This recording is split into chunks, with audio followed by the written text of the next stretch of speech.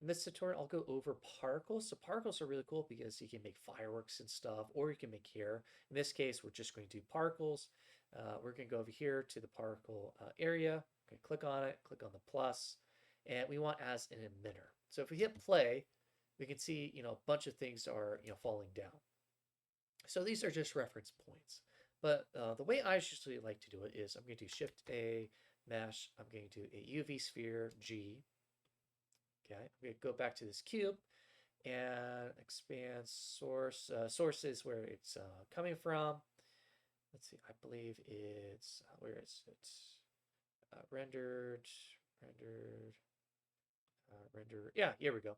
So underneath renderer, we have the halo. That's what it currently is. What I want is object.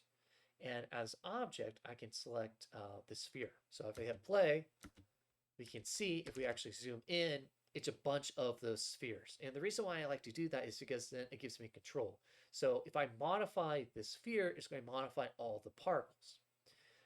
For instance, if I go here, click on new, I'm going to give this an emission.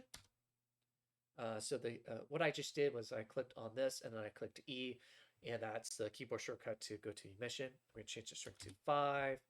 Go back to the render here, click on bloom, go here, and there we go. So now it kind of looks like, almost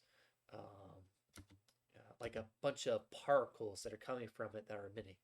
And we can see shadows. We don't want that. So let's change off the shadow to none. And that looks pretty good. Now there's a bunch of different emission types. So if we click on the cube, right now it's just kind of like a stream. But let's say if we were doing a rocket, this would be great. So let's do R, G here. Let's go here, G up here, right? And then let's hit play. So it's almost like pixie dust.